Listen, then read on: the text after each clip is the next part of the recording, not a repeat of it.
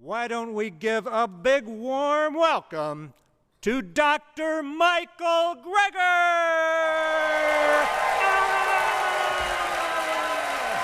There you go.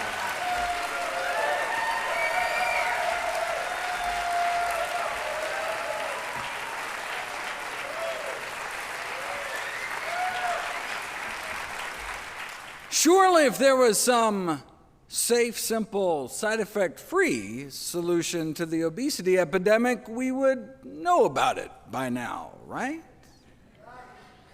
I'm not so sure. It may take up to 17 years before research findings make it into day-to-day clinical practice. To take one example that was particularly poignant for my family, heart disease. You know, decades ago, Dr. Dean Ornish and colleagues published evidence in one of the most prestigious medical journals in the world that our leading cause of death could be reversed with diet and lifestyle changes alone, yet hardly anything changed. Even now, hundreds of thousands of Americans continue to needlessly die from what we learned decades ago was a reversible disease. In fact, I'd seen it with my own eyes. My grandmother was cured of her end-stage heart disease by one of Dean's predecessors, Nathan Pritikin, using similar methods. So if effectively the cure to our number one killer of men and women could get lost down some rabbit hole and ignored, what else might there be in the medical literature that could help my patients, but just didn't have a corporate budget driving its promotion? Well, I made it my life's mission to find out. That's why I became a doctor in the first place and why I started my nonprofit site, nutritionfacts.org. Everything on the website is free. There are no ads, no corporate sponsorships, strictly non-commercial, not selling anything, just put it up as a public service, as a labor of love, as a tribute to my grandmother.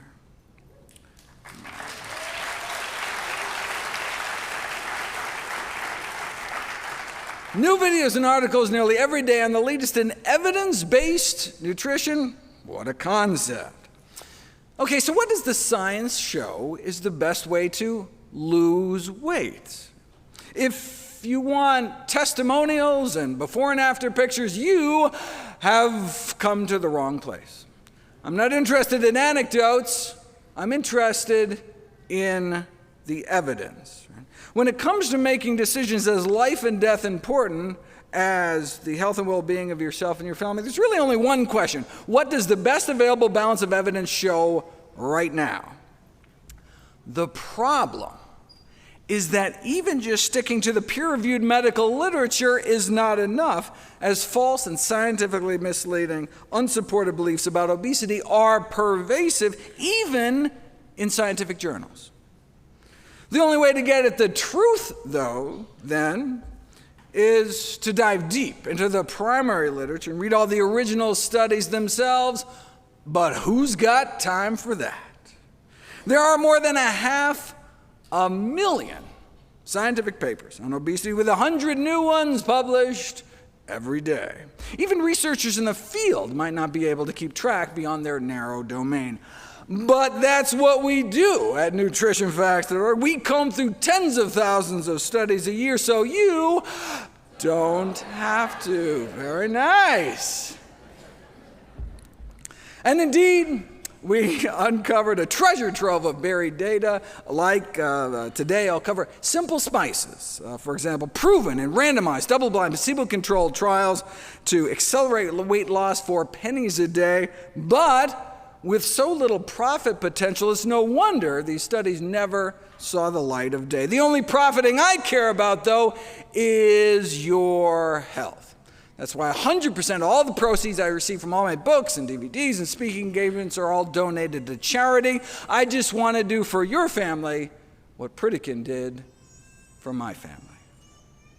But wait, isn't weight loss just about eating less and moving more? I mean, isn't a calorie a calorie? That's what the food industry wants you to think. The notion that a calorie from one source is just as fattening as any other is a trope broadcast by the food industry as a way to absolve itself of culpability. Coca-Cola itself even put an ad out there emphasizing this one simple common sense fact. As the current and past chairs of the Harvard's nutrition department put it, this central argument from industry is that the overconsumption of calories from carrots would be no different than the overconsumption of calories from soda.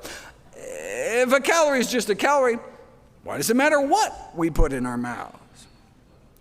Let's explore that example of carrots versus Coca-Cola. It's true that in a tightly controlled laboratory setting, 240 calories of carrots, 10 carrots, would have the same effect on calorie balance than the 240 calories in a bottle of Coke. But this comparison falls flat on its face out in the real world. Right? You could chug those liquid candy calories in less than a minute, but eating 240 calories of carrots would take you more than 2.5 hours of sustained, constant chewing. Not only would your jaw get sore, but 240 calories of carrots is like 5 cups. You might not even be able to fit them all in, right? Our stomach is only so big. Once we fill it up, stretch receptors in our stomach wall tell us when we've had enough. But different foods have different amounts of calories per stomachful, right? Some foods have more calories per cup, per pound, per mouthful than others. This is the concept of calorie density, right? The number of calories in a given amount of food. 3 pounds is about what the average American eats in a day. As you can see, for example, oil is a high calorie density, meaning a high calorie concentration, lots of calories kind of packed into a small space. So drizzling just a tablespoon of oil onto a dish adds over 100 calories. For those same calories, you could have instead eaten about 2 cups of blackberries, for example, a food with a low calorie density. So these 2 meals have the same number of calories. You could swig down that spoonful of oil, not even feel anything in your stomach, but eating a couple cups of berries could start to fill you up. Right? That's why, yes, biochemically, a calorie is a calorie, but eating the same amount of calories in different foods can have different effects. The average human stomach can expand to fit about 4 cups of food. So a single stomach full of strawberry ice cream, for example, could max out our caloric intake for the entire day. For those same 2,000 calories, to get those same 2,000 calories from strawberries themselves, you'd have to eat 44 cups of berries, right? That's 11 stomachfuls. I mean, as delicious as berries are, I don't know if I could fill my stomach to bursting 11 times a day, right? So some foods are just impossible to overeat. They're so low in calorie density, right? You just physically couldn't eat enough to even maintain your weight. In a lab, a calorie is a calorie, but in life, far from it. Traditional weight loss diets focus on decreasing portion size, but these, we know these eat less approaches can leave people feeling hungry and unsatisfied. A more effective approach may be to shift the emphasis from restriction to positive eat more messaging of increasing intake of healthy, low-calorie density foods. But you don't know until you put it to the test. Very nice. Researchers in Hawaii tried putting people on more of a traditional Hawaiian diet with all the plant foods they could eat.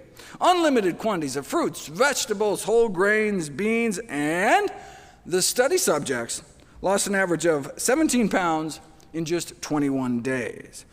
Calorie intake dropped by 40%, but not because they were eating less food. They lost 17 pounds in 3 weeks eating more food, in excess of 4 pounds a day. How could that be? Because whole plant foods tend to be so calorically dilute, right? You can stuff yourself without getting the same kind of weight gain. They lost 17 pounds in 3 weeks eating more food. That's why in my upcoming new book, How Not to Diet, which I am very excited about.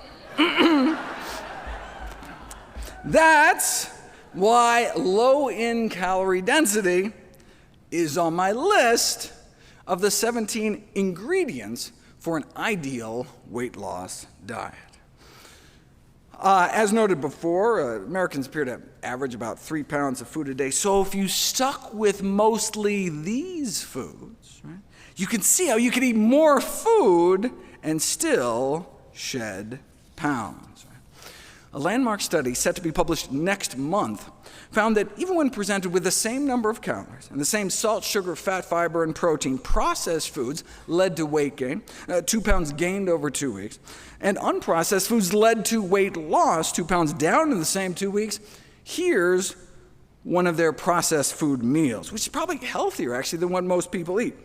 Non-fat Greek yogurt, baked potato chips, sugar-free diet lemonade with a turkey sandwich has the same number of calories as this, with the unprocessed meal food folks were eating, a kind of a Southwest entree salad, black beans, avocados, nuts. See, that's the calorie density effect. Same calories, but there's just more food. No wonder it satisfied their hunger, and they ended up 4 pounds lighter in 2 weeks eating more food. So how can you decrease the calorie density of your diet? Well, just a quick peek at the two extremes should suggest two methods. Abandon added fats and add abandoned vegetables. Method number one, covertly put people on a relatively low-fat diet. They tend to lose body fat every day, even though they can eat as much as they want. But if you instead give those same people the same meals, but this time sneak in enough extra fats and oils to change it to a high-fat diet, they gain body fat every day. In fact, in a famous prison experiment in Vermont, lean inmates were overfed up to 10,000 calories a day to try to experimentally make them fat. This turned out to be surprisingly difficult. Most started dreading breakfast and involuntarily threw it up. The researchers learned how difficult it was to have people gain weight on purpose unless you feed them lots of fat.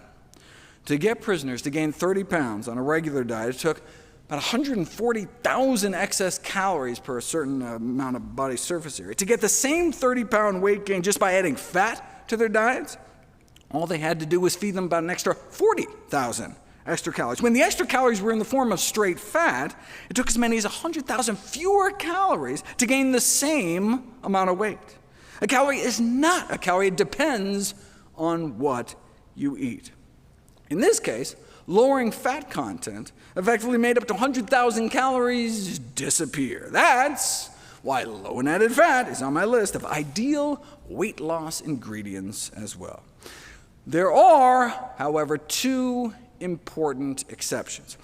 Processed foods with reduced fat claims are often so packed with sugar that they can have the same number of calories as a higher fat product. Right? Snackwell's fat-free cookies, for example, at 1,700 calories per pound, are as calorie dense as a cheese Danish.